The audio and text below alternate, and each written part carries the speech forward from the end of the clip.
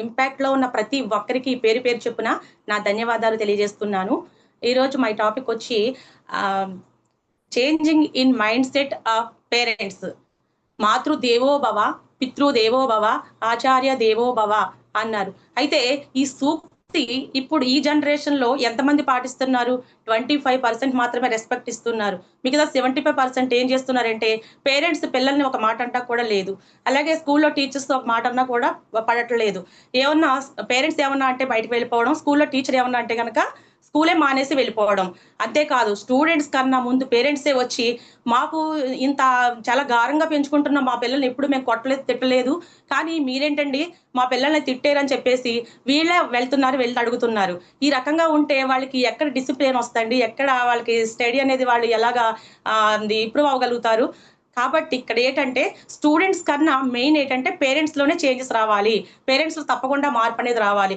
ఇలా వచ్చినప్పుడే ప్రతి ఒక్కరు కూడా పిల్లలంటే ప్రతి వారికి కూడా చాలా గారం ఉంటుందండి. అలాగని చెప్పేసి అతి గారం చేస్తే కొన్ని కొన్ని సార్లు ఆ గారాబమే తల్లిదండ్రులకి ఒక శాపం కింద మారుతుంది ఇప్పుడున్న జనరేషన్‌లో.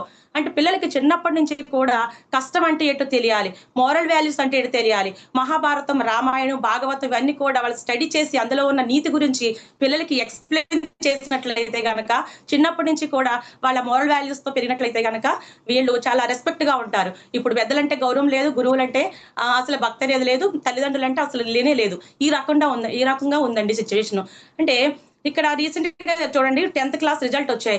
10థ్ క్లాస్ రిజల్ట్ వచ్చిన తర్వాత మార్క్స్ ఎలా ఉన్నాయంటే ప్రతి పేరెంట్స్ కూడా ఒక 30% పేరెంట్స్ ఎలా ఉంటుందంటే వాళ్ళ ఆలోచన ఎలా ఉందంటే మా పిల్లలకి పాస్ అవుతే చాలు. ఎలా వచ్చినా పర్లేదు. వాళ్ళ మీద ఏమి స్ట్రెస్ పెట్టమంటుంటే మిగతా 70% ఏమంటున్నారంటే మా పిల్లలకి స్టేట్ ర్యాంక్ రావాలి. లేదంటే మా పిల్లలకి క్లాస్ ఫస్ట్ రావాలి. అంటే స్కూల్ ఫస్ట్ ఇలాగంటే ర్యాంకులు పిచ్చి, మార్క్స్ పిచ్చి బాగా పట్టుకుంది పేరెంట్స్‌కి. ఈ పిచ్చి ద్వారా వాళ్ళు ఏమవుతుందంటే ఈ ఎఫెక్ట్ అంతా కూడా పిల్లల మైండ్ సెట్ మీద పడి చాలా మనస్తాపానికి గురవుతున్నారు. 10థ్ క్లాస్ పిల్లలంటే ఒక 16 ఇయర్స్, 15 ఇయర్స్ ఉంటాయండి. వాళ్ళకి ఏం తెలుసు?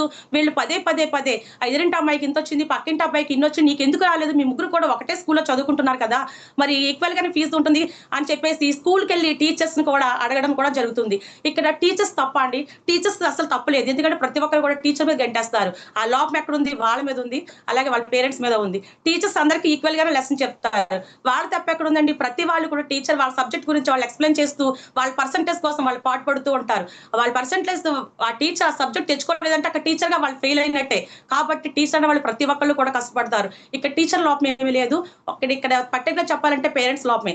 ఎందుకంటే వాళ్ళు చదువుకునేటప్పుడు అతిగారాబం వల్ల చదువుకునే టైంలో వాళ్ళు చదువుకుంటున్నప్పుడు వీళ్ళు టీవీ సీరియల్స్ చూడడం, అలాగే వీళ్ళు ఫోన్‌లో మాట్లాడడం ఇవే సరిపోతుంటే వాళ్ళు చదువుకుందామని ఇంట్రెస్ట్ వచ్చినా కూడా వాళ్ళు ఎక్కడ చదువుతారండి?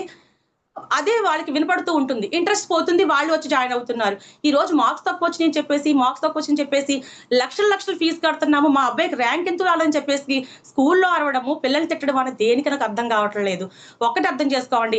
మీరు 1,00,000 కాదు, 2,00,000 కాదు, 3,00,000 కట్టినా కానీ వాళ్ళకున్న జీన్స్ ఎవరివి? మీవి.